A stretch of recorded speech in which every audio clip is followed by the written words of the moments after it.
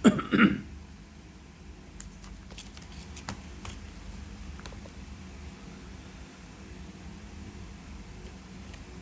الحمد لله نحمده ونستعينه ونستغفره ونعوذ بالله من شرور انفسنا ومن سيئات اعمالنا من يهد الله فلا مضل له ومن يضلل فلا هادي له ونشهد ان لا اله الا الله وحده لا شريك له ونشهد ان محمدا عبده ورسوله.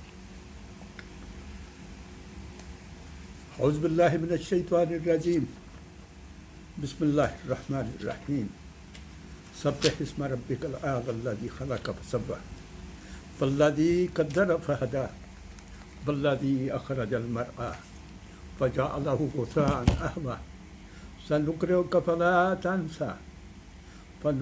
فلا تنسى الا ما شاء الله انه يعلم الجهر وما يخفى ونيسرك لليسرى وذكر إن نفعت الذكرى سيذكر من يخشى ويتجنبها الأشقى الذي كذب وتولى يصلى النار التي ثم لا يموت ويتجنبها الأشقى الذي يصلى النار الكبرى ثم لا يموت فيها ولا يحيا قد أفلح من تزكى وذكر اسم ربه فصلى بل تؤثرون الحیات الدنیا والآخرۃ خیر وابقیٰ. صدق اللہ العظیم. سامعین گرامی، میں نے آپ کے سامنے سورہ الاعلیٰ پڑھی ہے. پہلے اس کا ترجمہ سماعت فرما لیجیے. اللہ کے نام سے جو بے انتہا مہربان اور رحم کرنے والا ہے.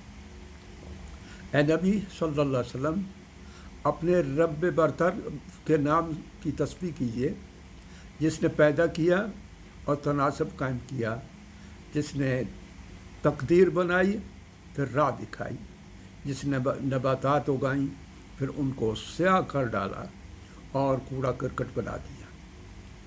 ہم تمہیں پڑھوا دیں گے پھر تم نہیں بھولو گے سوائے اس کے جو اللہ چاہے. وہ ظاہر کو بھی جانتا ہے اور جو کچھ پوشیدہ ہے اس کو بھی. اور ہم تمہیں آسان طریقے کی سہولت دیتے ہیں، لہذا تم نصیحت کرو اگر نصیحت نافع ہو. جو شخص ڈرتا ہے وہ نصیحت قبول کرے گا، اور جو اس سے گریز کرے گا وہ انتہائی بدبخت، جو بڑی آگ میں جائے گا، پھر نہ اس میں مرے گا نہ جیے گا. فلاح پا گیا وہ جس نے پاکیزگی اختیار کی اور اپنے رب کا نام یاد کیا، پھر نماز پڑھی. مگر تم لوگ دنیا کی زندگی کو ترجیح دیتے ہو، حالانکہ آخرت بہتر ہے اور باقی رہنے والی ہے.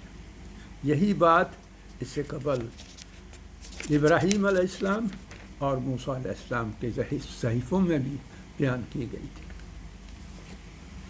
حضرات، اگرچہ میں نے سورہ الاعلیٰ پوری پڑھی ہے، لیکن میرا موضوع پوری کی پوری سورہ کے لیے میرے مقرر کردہ وقت کے اندر اس کو مکمل کرنا مشکل ہے. اس لیے اس کا وہ حصہ آج کا موضوع ہے. فذکر ان نفعت الذکریٰ سیذکر من یخشی ویتجنبها الاشقی الذی کذب وتولی یصلی النار الکبریٰ لا یحییٰ ولا یموت فیہا ولا یحییٰ.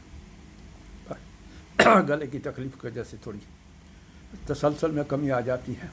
بہرحال جو میں آپ کے سامنے عرض کر رہا ہوں، پہلے اس سورہ کی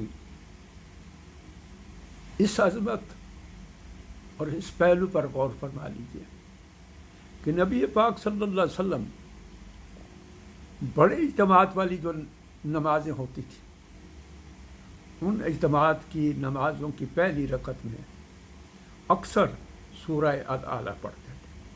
مثلا عیدین کی نمازیں ہیں، عیدین کی نمازوں میں حضور پاک صلی اللہ علیہ وسلم کا معمول تھا کہ یہ سورہ اور ساتھ سورہ الغاشیہ. اسی طرح جمعہ کی نماز میں بھی حضور پاک صلی اللہ علیہ وسلم کا معمول تھا کہ وہ سورہ الاعلیٰ کی تلاوت فرماتے اور اس کے بعد ساتھ سورہ الغاشیہ دوسری رکعت میں پڑھتے تھے۔ نبی پاک صلی اللہ علیہ وسلم کی تنہائی کی نماز جو تھی، یعنی وتر کی نماز، اس میں بھی پہلی رکعت میں سورہ الاعلیٰ پڑھی جاتی تھی، دوسری رکعت میں سورہ الکافرون، اور تیسری رکعت میں قل هو اللہ احد۔ یہ اس سورہ کی کوئی خاص خصوصیت ہے جس کا اجتماعیت سے بہت گہرا تعلق ہے، اس لیے حضور پاک صلی اللہ علیہ وسلم اس سورت کو بڑی اجتماعی نمازوں کی پہلی رکعت میں پڑھتے تھے۔ اب میں جو آپ کے سامنے الفاظ پڑھے ہیں، فذکر نفعت ذکر سیذکر من یخشی، اے نبی آپ تذکر کیجئے، تذکیر کیجئے، ذکر کیجئے۔ تذکر مصدر ہے، اس سے جو نکلنے والے الفاظ ہیں وہ ذکر اور تذکیر یہ ہیں۔ تذکیر کا مطلب ہوتا ہے یاد دہانی، بھولی ہوئی چیز یاد دلانا۔ اس کا مطلب نصیحت بھی ہے، اور اس کا مطلب واعظ بھی ہے، اور اس کا مطلب تبلیغ بھی ہے، اس کا مطلب دعوت بھی ہے، یعنی اور اس کا مطلب انذار بھی ہے، یعنی ڈرانا بھی۔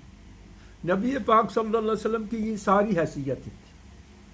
آپ صلی اللہ علیہ وسلم نذیر بھی تھے، جیسا کہ قرآن پاک میں سورہ الاحزاب کے اندر اللہ تعالیٰ نے فرمایا، یا ایھا النبی انا ارسلناک شاہدا ومبشرا ونذیرا وداعیا الی اللہ وسراجا منیرا۔ اے نبی، ہم نے آپ کو بھیجا شاہد بنا کر، یعنی شہادت حق کا فریضہ انجام دینے کے لیے، مبشر بنا کر کہ نیک اعمال کا جو بہترین صلہ اللہ کی رضا کی صورت میں ملے گا اس کی خوشخبری دینے والا، و نذیرہ، اور برے اعمال، نافرمانی، دین سے دوری، خداوند قدوس و کریم کی اس نعمت جو دین کی صورت میں اللہ تعالیٰ نے دی، اس نعمت کو جھٹلانے کا جو انجام ہے، اس انجام سے آپ صلی اللہ علیہ وسلم ڈراتے تھے۔ وَدَاعِيًا إِلَى اللَّهِ، اور آپ اللہ کی طرف بلاتے تھے، اللہ کے دین کی طرف بلاتے تھے، سچ کی طرف بلاتے تھے، حق کی طرف بلاتے تھے۔ وَسِرَاجٌ مُنِيرًا، اور آپ صلی اللہ علیہ وسلم ایک روشن چراغ تھے۔ اب یہ جو تذکر ہے، تذکیر ہے، نبی پاک صلی اللہ علیہ وسلم کو جب پہلی وحی کے بعد دوسری وحی نازل ہوئی جو سورہ المدثر میں ہے، پہلی 7 آیتیں، تو اس میں نبی پاک صلی اللہ علیہ وسلم، آپ حضرات نے سیرت کی کتابیں پڑھی ہوں گی کہ آپ صلی اللہ علیہ وسلم نے اس فرشتے کو اصل حالت میں جو وحی لایا تھا، ایک اور موقع پر دیکھا کہ وہ زمین و آسمان کے درمیان گویا پوری فضا کے اندر محیط ایک کرسی پر بیٹھا ہوا ہے۔ آپ پر اس کی ہیبت طاری ہوئی، اور آپ گھر آ گئے، اور آپ نے اپنی زوجہ محترمہ سیدہ خدیجہ رضی اللہ عنہا سے فرمایا، زملونی زملونی، اور انہوں نے آپ کے اوپر موٹا کپڑا ڈال دیا، اور آپ صلی اللہ علیہ وسلم لیٹ گئے۔ اس لیٹنے کا مطلب سو نہیں گئے، سونا غفلت کی علامت ہے، اور لیٹنا راحت کی علامت ہے، سکون کی علامت ہے۔ اب آپ صلی اللہ علیہ وسلم جب لیٹ گئے تو اس موقع پر وہ وحی نازل ہوئی جو دوسری وحی ہے، یا ایھا المدثر قم فانذر وربک فکبر، اے اوڑھ لپیٹ کر لیٹنے والے اٹھ اور کیا کر، فانذر، اور لوگوں کو ڈرا۔ تمہاری حیثیت جو ہے اب لیٹنے والی نہیں ہے، لیٹنے کا کام ختم ہو گیا، آرام کا کام ختم ہو گیا ہے، راحت کا کام ختم ہو گیا ہے۔ اب آپ کے لیے نہ راحت ہے، نہ آرام ہے، نہ سکون ہے، جد و جہد ہے، ایک عظیم قسم کی جد و جہد آپ کے سامنے آ گئی ہے۔ اس لیے آپ کیا کریں، اٹھیں۔ پہلا کام آپ کا یہ ہے کہ اپنے رب اب لوگوں کو ڈرائیں اور اپنے رب کی کبریائی بیان کریں، اپنے رب کی عظمت بیان کریں، اپنے رب کی شان بیان کریں۔ وہاں تبلیغ کے لیے لفظ انذار آیا ہے کہ ڈرائیے۔ اب اس کے بعد آپ صلی اللہ علیہ وسلم نے اٹھے، لیکن دعوت کا یہ وہ مرحلہ تھا جب حضور اکرم صلی اللہ علیہ وسلم فرداً لوگوں کو قائل کر رہے تھے، ایک ایک دل میں وہ چراغ جلا رہے تھے، ہدایت کا چراغ جلا رہے تھے، ایک ایک آدمی سے مل کر اس کے پاس اللہ کے دین کی روشنی لے جاتے اور اس کو اس دین سے آگاہ فرماتے تھے۔ یہ فرداً والا سلسلہ جو ہے یہ 3 سال تک جاری رہا۔ اس فرداً سلسلے میں سب سے پہلے تو آپ کے گھر میں آپ کی زوجہ حضرت خدیجہ الکبریٰ رضی اللہ عنہا ایمان لائی۔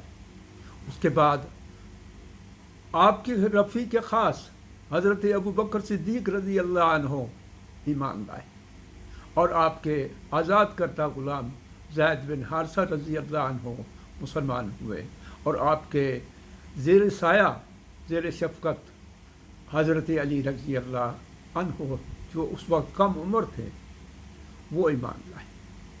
یہ فرداً دعوت کے ابتدائی افراد تھے، لیکن جو سیکھو اوروں کو سکھاتے چلو، دیے سے دیا جلاتے چلو کے مصداق حضرت ابو بکر صدیق رضی اللہ عنہ نے بھی دعوت کا یہ پرچم اٹھا لیا، دعوت کی یہ شمع اٹھا لی، اور جہاں جہاں اندھیرا تھا وہاں یہ روشنی پھیلاتے رہے۔ اور حضرت ابو بکر صدیق رضی اللہ عنہ نے جن لوگوں کو دعوت دی وہ مکہ کے خاص قبیلوں کے معتبر لوگ تھے نوجوانوں میں، کیونکہ حضرت ابو بکر صدیق رضی اللہ عنہ کی خاصیت تھی کہ ان کی بات میں بڑی تاثیر تھی، ان کی بات میں بڑی مٹھاس تھی، لوگ ان کے پاس آ کر بیٹھتے تھے، وہ حسب و نسب بتاتے تھے لوگوں کے، اور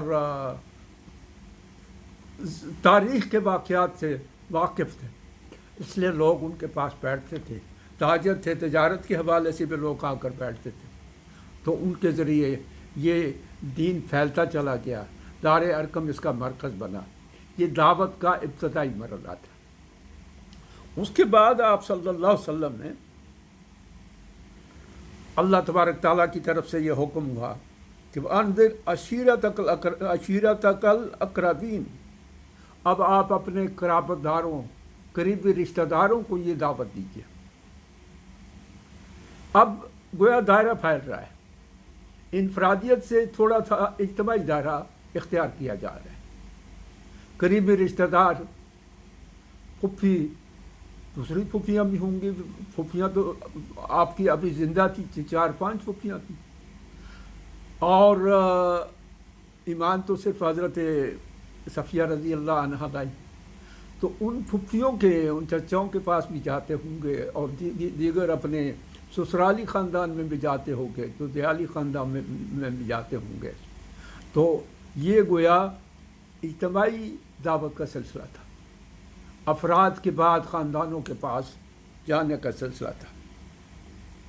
اب اس کے بعد تھوڑے آگے بڑھ کر 3 سال یہ دعوت دھیرے دھیمے، دوسرے لفظوں میں جیسے سیرت نگاروں نے اسے خفیہ دعوت کا دور کہا ہے 3 سال کو، لیکن 3 سال کے بعد اللہ نے فرمایا فاصدع بما تؤمر، اب اٹھو اور جو کچھ تجھے حکم دیا جا رہا ہے اس کو کھول کر بیان کرو، یعنی اب معاملہ چھپانے والا نہیں رہا، اب معاملہ کھول کر بیان کرنے والا ہے۔ یہاں سے وہ مخالفت شروع ہوئی جس مخالفت کی مثال ہم نے اپنے معاملے میں کبھی نہیں دیکھی۔ ہم چونکہ اتنی وہ ویسے داعی نہیں ہیں، ہم ویسے نذیر ہی نہیں ہیں، ہم ویسے اس طرح کے لوگ ناصح ہی نہیں ہیں، ہم اس طرح کے مذکر ہی نہیں ہیں، اس لیے ہمیں وہ حالات پیش نہیں آتے ہیں۔ آپ صلی اللہ علیہ وسلم کے ساتھ وہ پیش آیا۔ آپ صفا کی پہاڑی پر چڑھ گئے۔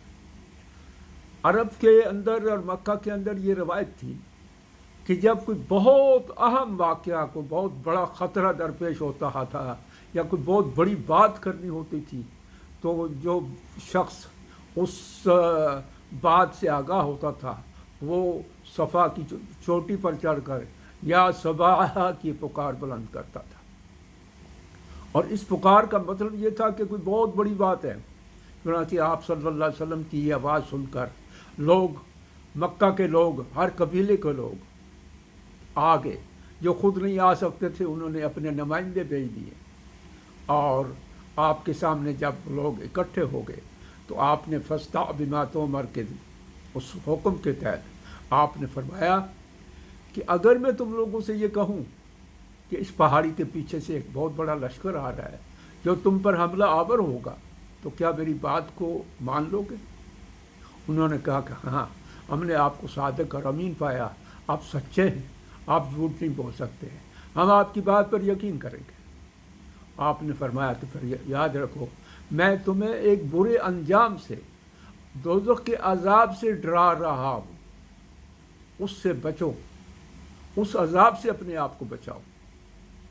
اس پر دوسرے لوگوں کا کوئی رد عمل تو ہم نے نہیں دیکھا ہے، لیکن آپ کے چچا اور پڑوسی چچا ابو لہب نے کہا کہ اللہ تعالیٰ تجھے ابتر کرے، کیا تو نے اسی لیے ہمیں بلایا تھا؟ گویا گھر سے، قریب سے، پڑوس سے جو مخالفت کی آگ اٹھی وہ ابو لہب کی، اس کا لہب نام ہی شولوں کا ہے، تو اس کی طرف سے اٹھا۔ اب یہ آپ کی وہ حیثیت ہے، بات تو تذکر کی ہو رہی تھی، فانذر، اب فرمایا گیا کہ آپ تذکر کا کام کیجیے، آپ تذکیر کا کام کیجیے، فذکر، آپ تذکیر کا کام کیجیے، اس سے نصیحت وہی حاصل کرے گا جس کے مقدر میں نیکی ہوگی۔ فذکر ان نفعت ذکرہ، اس نصیحت کا نفع ہوگا، فائدہ ہوگا۔ سیذکر من یخشی، جس کے دل کے اندر خدا کا خوف ہوگا، تقوی ہوگا، وہ یہ جو تذکر ہے، یاد دہانی ہے، نصیحت ہے، یہ جو تبلیغ ہے، اس کا اثر لے گا۔ لیکن اس کے مقابلے میں جو بدبخت، اشکا سپرلیٹو ڈگری ہے، انتہائی زیادہ شکی، ہم اردو میں بھی لکھنے پڑھنے میں لفظ بولتے ہیں شکی القلب، پتھر دل، انتہائی زیادہ سخت دل جس کا ہو اس کو اشکا کہتے ہیں۔ اور اس اشکا کے لیے یعنی اس کے معنی میں بد نصیب بھی ہے، یعنی جو انتہائی زیادہ بد نصیب ہو اور جو بہت زیادہ گمراہ ہو، جو ذلیل و خوار ہو، یہ اس کے معنی ہے اشکا کے۔ اور ہماری معاشرت میں، ہمارے لوگوں میں ایک لفظ بولا جاتا ہے بد دعایا ہوا، جس کو بد دعا لگ گئی ہو وہ بھی اشکا ہوتا ہے۔ تو فرمایا کہ اس تذکیر سے وہی شخص اجتناب برتے گا جو بدبخت ہے، جو گمراہ ہے، جو بد نصیب ہے، جو ذلیل و خوار ہے، اور جو بد دعایا ہوا ہے، وہی اس سے کرے گا، گریز کرے گا، وہ اس سے دور بھاگے گا، اور وہ شخص ہوگا یصلی النار الکبریٰ، جو بڑی آگ میں پڑے گا۔ یہ جو ہماری آگ ہے، اس آگ سے دوزخ کی آگ جو ہے وہ 70 گنا زیادہ اس کی تپش ہے، اور 70 آپ حضرات شاید جانتے ہیں اور پڑھتے ہیں کہ 70 کا جو ہندسہ ہے حدیث کے اندر جہاں جہاں بھی آیا ہے، وہ صرف گنتی کی 70 نہیں ہے جو 69 کے بعد 70 آتا ہے، بلکہ یہ کثرت کے لیے لفظ بولا جاتا ہے، یعنی وہ بہت زیادہ کے لیے بولا جاتا ہے۔ 70 گنا زیادہ کسے مراد ہے کہ اتنی زیادہ اس کی تپش ہوگی جس کا ہم تصور نہیں کر سکتے۔ اس آگ میں پڑے گا وہ شخص، ذلیل و خوار ہوگا، یعنی جس کے اندر یہ خصلتیں ہوں گی، اس کی یہ ہوگی، اس کی وہ روح جو ہے وہ مر چکی ہوگی، جس روح نے ہم پڑھتے ہیں نا قرآن پاک میں کہ اللہ تبارک تعالیٰ نے ساری روحوں کو اکٹھا کیا تھا آدم کی تخلیق سے پہلے، اور ساری روحوں کو اکٹھا کر کے ان سے ایک شہادت لی تھی۔ شہادت یہ تھی الستُ بربکم، کیا میں تمہارا رب نہیں ہوں؟ قالوا بلا، ان سب نے بیک آواز کہا کہ بلا شک آپ ہمارے رب ہیں۔ اب یہ جو شہادت ہے انسان کی روح نے دی تھی، یہ شہادت ہر انسان کے اندر پوشیدہ ہے، چھپی ہوئی ہے۔ اب اس شہادت پر غفلت کے پردے پڑ جاتے ہیں، جہالت کے پردے پڑ جاتے ہیں، اس شہادت پر برے اخلاقی ماحول کے اثرات پڑ جاتے ہیں، اس شہادت پر بہت سے زیادہ جاہلیت کے اثرات پڑ جاتے ہیں، تو یہ شہادت دب جاتی ہے۔ یہ شخص جس کا ذکر ہوا ہے کہ وہ اجتناب برتے گا اس دعوت سے، اس تذکیر سے، گویا اس کی روح جو ہے اس چیز سے، اس شہادت سے بالکل ہی غافل ہو چکی، اس کے اندر سے وہ مر گئی تھی، اس کو پتہ ہی نہیں تھا۔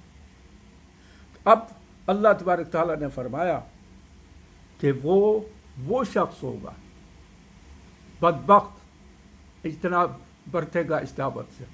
لیکن اس کے مقابلے میں ہم سورہ الاعلیٰ میں ایک اور چیز پڑھتے ہیں۔ قرآن پاک کا یہ اعجاز ہے کہ قرآن پاک میں ایک ہی لفظ ایک جگہ جن معنوں میں آیا ہے، دوسری جگہ معنی تو وہی ہیں لیکن انداز بدلا ہوا ہے۔ مثلا وہاں اللہ تبارک و تعالیٰ نے سورہ اللیل میں فرمایا فَأَنذَرْتُكُمْ نَارًا تَلَظَّىٰ، میں نے تم کو، اللہ تعالیٰ فرما رہا ہے، میں نے تم کو بھڑکتی ہوئی شعلہ بار آگ سے ڈرایا تھا، لا يَصْلَاهَا إِلَّا الْأَشْقَى، وہاں بھی فرمایا اس کے اندر کون پڑے گا؟ وہی اشقا پڑے گا، بدبخت پڑے گا، بد دعایا ہوا پڑے گا، گمراہ شخص پڑے گا، وہی بد نصیب پڑے گا۔ الذی کذب وتولی، جس نے سچائی کو، جس نے حق کو، جس نے دین کو، جس نے نبی کی دعوت کو، جس نے قرآن کو جھٹلایا، اور وہ تولی، اور روگردانی کی، اکڑ کر پھر گیا۔ ویسا یوجن، اب اجتناب لفظ ہے یہاں جن معنوں میں، یہاں تو اس اجتناب برتے گا کون؟ اشقا، یعنی سورہ الاعلیٰ میں وہ اشقا بد نصیب، وہ بدبخت، وہ اجتناب برتے گا، لیکن وہاں اس آگ سے اجتناب، اس دعوت سے، یعنی دوزخ کی آگ سے اجتناب وہ شخص برتے گا۔ وَسَيُجَنَّبُهَا الْأَتْقَى، اور جو سب سے زیادہ متقی ہوگا وہ اس آگ سے بچ جائے گا۔ کون؟ الذی یؤتی مالہ یتزکیٰ، جو اپنا مال خرچ کرتا ہے، دیتا ہے، یتزکیٰ، تاکہ اس کو تزکیہ نصیب ہو، اس کا من صاف ہو جائے۔ یعنی تزکیہ، یہ جو مال خرچ کرنا ہے، زکوٰۃ ہے۔ زکوٰۃ کس چیز کا نام ہے؟ زکوٰۃ اپنے آپ کو پاک کرنے کا نام، اپنے مال کو پاک کرنے کا نام ہے۔ تو اللہ نے فرمایا الذی یؤتی مالہ یتزکیٰ، جو اپنا مال دیتا ہے تاکہ اس کو تزکیہ حاصل ہو، اس کی اصلاح ہو، اس کا من صاف ہو جائے، اس کا دل صاف ہو جائے۔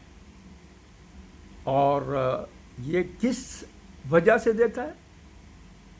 وَمَا لِأَحَدٍ عِندَهُ نِعْمَةً تُجْزَىٰ، وَمَا لِأَحَدٍ عِندَهُ نِعْمَةٍ تُجْزَىٰ، اس نے کسی کا ادھار نہیں دینا ہے، اس کے ذمہ کسی کا لین دین نہیں ہے، وہ کسی غرض کے لیے نہیں دے رہا ہے، اِلَّا ابْتِغَاءَ وَجْهِ رَبِّ الْأَعْلَىٰ، وہ اپنے رب کی اِلَّا ابْتِغَاءَ، تاکہ پکڑے، حاصل کرے، وجہ رب الأعلیٰ، اپنے رب کی توجہ، اپنے رب کا چہرہ، اپنے رب کی رضا، وَلَسَوْفَ يَرْضَىٰ، اور ضرور ان قریب اللہ تعالیٰ اس سے راضی ہو جائے گا۔ یعنی دونوں صورتوں کا مضمون جو ہے اس کو قریب دیکھیے، وہاں اشقا کا لفظ اس بدبخت کے لیے استعمال ہوا ہے، یہاں اشقا کا لفظ اس متقی کے لیے استعمال ہوا ہے، پرہیزگار کے لیے استعمال ہوا ہے۔ اب میں یہ عرض کر رہا تھا کہ حضور پاک صلی اللہ علیہ وسلم کی یہ حیثیت جو ہے تذکیر کی، مذکر کی، یہ حیثیت قرآن پاک میں، یا اس سے اگلی سورہ جو ہے سورہ الاعلیٰ سے اگلی سورہ ہے، اس میں آپ صلی اللہ علیہ وسلم سے کہا گیا ہے فذکر، آپ نصیحت کیجیے، انما انت مذکر، آپ مذکر ہیں، آپ تذکیر کرنے والے ہیں، لست علیہم بمسیطر، اگر وہ لوگ آپ کی دعوت کو قبول نہیں کرتے ہیں، اگر وہ لوگ آپ کی بات نہیں سنتے ہیں، تو آپ ان پر کوئی ٹھیکیدار نہیں ہیں، آپ ان پر حوالہ دار نہیں ہیں، آپ ان کے ذمہ دار نہیں ہیں، آپ کا فرض ہے ان تک حق کی بات پہنچا دینا، قرآن پہنچا دینا، اللہ کی آیات پہنچا دینا، اللہ کا پیغام پہنچا دینا، اللہ کی دعوت پہنچا دینا۔ اور آج میں اکثر سوچتا ہوں موجودہ سرگرمیاں جو ہیں ان کو دیکھ کر کہ نبی پاک صلی اللہ علیہ وسلم کی دعوت کا عرصہ، انذار کا عرصہ، تبلیغ کا عرصہ یہ 13 سال کا تھا، مکہ کا سارا عرصہ، لیکن ایک بہت بڑی غلط فہمی جو لوگوں کے ذہنوں میں پڑ گئی ہے، ہمارے خاص طور پر ہمارے حلقوں میں، وہ یہ ہے کہ لوگ سمجھتے ہیں کہ مدینہ طیبہ میں جا کر دعوت کا سلسلہ ختم ہو گیا تھا، گویا مدینہ طیبہ میں جا کر آپ صلی اللہ علیہ وسلم وہاں پہنچتے ہی لڑائی شروع کر دی، آپ نے جہاد شروع کر دی۔ حضور نبی پاک صلی اللہ علیہ وسلم کی داعی کی حیثیت 23 سال تک مسلسل رہی، کوئی لمحہ ایسا نہیں تھا جب آپ نے دعوت اللہ کا کام چھوڑا۔ جہاد جو آپ نے کیے، غزوہ بدر کن حالات میں ہوا، مشرکین مکہ نے حملہ کیا، اور اس حملے کے دفاع کے لیے مسلمانوں نے اٹھ کر تو مدینہ کا دفاع کیا، دین کا دفاع کیا، نبی کا دفاع کیا۔ وہاں مشرکین مکہ کو جو ہزیمت اٹھانی پڑی تھی، ان کے اندر انتقام کی ایک آگ بھڑک رہی تھی، چنانچہ وہ احد کے موقع پر آ گئے۔ اب احد کی لڑائی بھی رسول اللہ صلی اللہ علیہ وسلم نے جا کر خواہ کسی کے ساتھ نہیں چھیڑی تھی، بلکہ مشرکین مکہ نے مدینہ پر پھر حملہ کیا اور ایک بڑی فوج لے کر آ گئے۔ آپ صلی اللہ علیہ وسلم نے پھر مدینہ کے دفاع کے لیے، دین کے دفاع کے لیے، صحابہ اکرام نے اپنے نبی کی دفاع کے لیے، اپنے مرکز اسلام کی دفاع کے لیے ایک بار پھر جہاد کیا۔ اب اس کے بعد غزوہ احزاب ہے، آپ دیکھیے اس موقع پر کتنا بڑا لشکر لے کر وہ لوگ آ گئے تھے، وہ آئے، مسلمان نہیں گئے، مسلمانوں نے ان پر حملہ نہیں کیا۔ اس عرصے کے درمیان میں 2 سال جو گزرے، اس عرصے میں مسلمان تلوار لے کر نہیں لوگوں کی گردنیں کاٹتے رہے تھے، بلکہ یہ ہے کہ اس عرصے میں دعوت کا کام ہوتا رہا۔ آپ دیکھیے صحابہ کرام کی تعداد بڑھتی چلی جا رہی تھی، جنگ بدر میں جتنی تعداد تھی جنگ احد میں اس سے زیادہ تھی، جنگ احد میں جتنی تعداد تھی جنگ خندق میں اس سے زیادہ تھی، اور یہ تعداد بڑھتی جب مکہ پر حملہ ہوا، فتح مکہ کے موقع پر مسلمانوں کی تعداد اس سے زیادہ تھی، اور جب غزوہ حنین ہوا تو سب سے زیادہ تعداد تھی 12,000، اور جب غزوہ تبوک ہوا تو 30,000 افراد آپ کے ساتھ تھے۔ یہ سارے کے سارے کیا ان کی گردنوں پر تلواریں رکھ کر کہا گیا تھا کہ تم کلمہ پڑھو؟ نہیں، یہ دعوت اللہ کا نتیجہ تھا۔ مدینہ میں بھی یہ صورتحال جاری رہی۔ غزوہ خیبر کے موقع پر رسول پاک صلی اللہ علیہ وسلم نے جب حضرت علی کو بھیجا یہ کہہ کر کہ یہ قلعہ علی کے ہاتھ سے فتح ہوگا، یہ خوشخبری دے کر بھیجا، لیکن ساتھ فرمایا کہ اے علی، اگر تمہارے ہاتھ سے ایک شخص بھی مسلمان ہو گیا تو وہ تمہارے لیے 100 سرخ اونٹوں سے زیادہ، یہ سرخ اونٹ ایک استعارتاً بات استعمال ہوئی ہے۔ سرخ اونٹ عربوں کی نظر میں آپ کی مرسیڈیز اور رولز رائس سے بڑی قیمتی جو ہوتی تھی، اور اس کو وہ بڑی اہمیت دیتے تھے، اور جس کو یہ پتہ چلے کہ مجھے جنت میں 100 سرخ اونٹ ملیں گے تو وہ گویا وہ سمجھتا تھا کہ مجھ سے زیادہ مالدار کوئی شخص نہیں. آپ نے فرمایا کہ اگر تیرے ہاتھ سے ایک شخص بھی مسلمان ہو گیا تو گویا تم 100 سرخ اونٹوں کا اجر پاؤ گے. اور پھر جنگوں میں طریقہ کار کیا رہا؟ آپ صلی اللہ علیہ وسلم نے اپنے صحابہ سے کہا کہ جاؤ اور سب سے پہلے اپنے دشمن کو اسلام کی دعوت دو کہ آؤ دائرہ اسلام میں داخل ہو جاؤ، آؤ مسلمان ہو جاؤ، آؤ اس قرآن اور اس نبی کی تعلیمات کو قبول کر لو.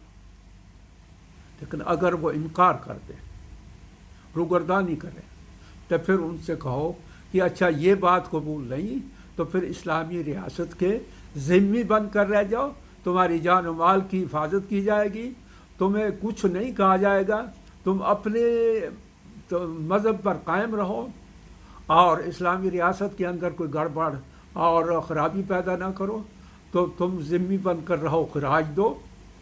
تو یہ صورت قبول کر دو. اور اگر یہ بھی قبول نہیں ہے تو پھر تیسرا چارہ کار اور اس کے سوا نہیں ہے کہ تلوار تمہارا فیصلہ کرے گی.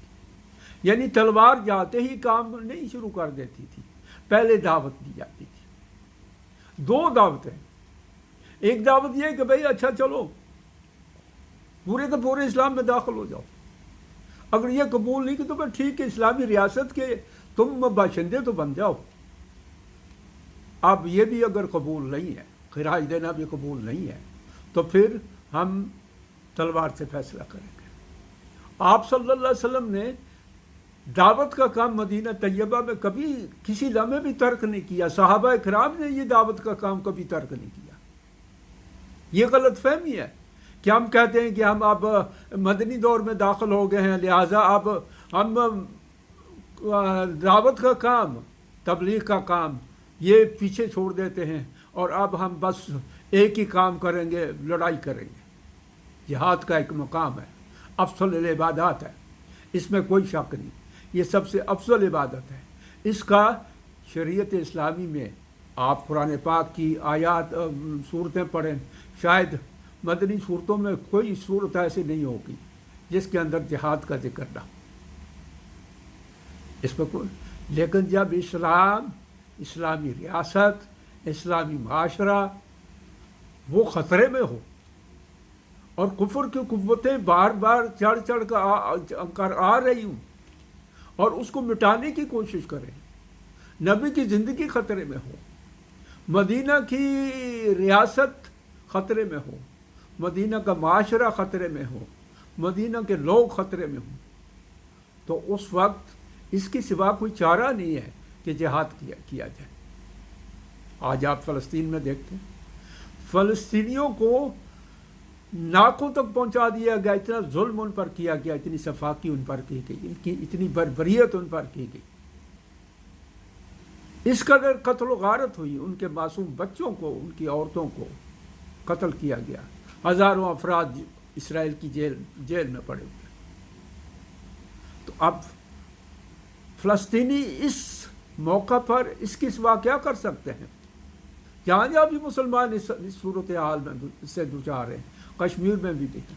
لیکن بہرحال میں یہ عرض کروں کہ فلسطینیوں نے جو قدم اٹھایا ہے، یہ نہیں کہ کشمیری بھی وہ اٹھ کر اچانک کہیں کہ فلسطینیوں نے یوں کر دیا تو ہم بھی وہ کر دیں گے. اس کے لیے بڑی تدبیر کی ضرورت ہے.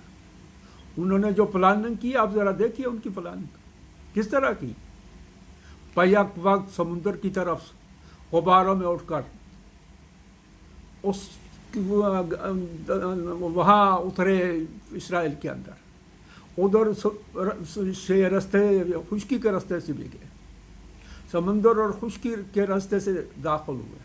اور ان کی پلاننگ اتنی گہری تھی کہ دنیا کی مانی ہوئی جو انٹیلیجنس ایجنسی ہے وہ دبکی کی دبکی، اس کو پتہ ہی نہیں چلا، حکومت کو پتہ نہیں چلا.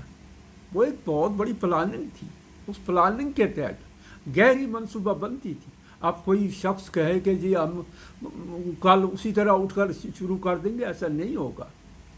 تو خیر یہ بات میں عرض کرتا ہوں کہ کسی کو یہ غلط فہمی بھی نہ ہو کہ جہاد اسلام میں چیز ہی کو نہیں ہے.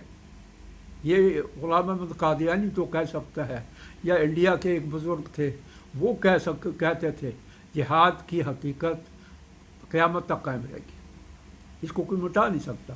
لیکن جہاد کا ایک موقع ہوتا ہے، ایسا نہیں ہے کہ مسلمان ہر وقت تلوار اٹھا کر، تیغ اٹھا کر، یا دہشت گرد جو ادھر ہیں ٹی پی والے وہ کہیں جی کہ ہم پاکستان کو فتح کر کے تو ہم اسلام نافذ کریں۔ بھائی کفر کے اندر جائیں، آپ وہاں دعوت دیں، آپ کے ارد گرد انڈیا ہے، آپ کے آگے روس ہے، آپ جا کر وہاں کریں کام۔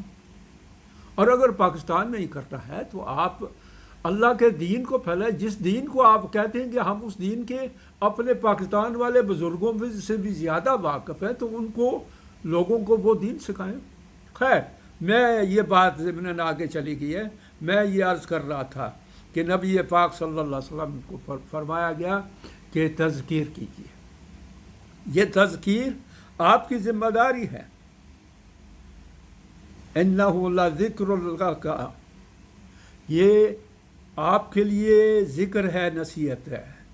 اِنَّهُ لَذِكْرٌ لَكَ، آپ کے لیے بھی وَلِقَوْمِكَ۔ یہ قرآن کیا ہے؟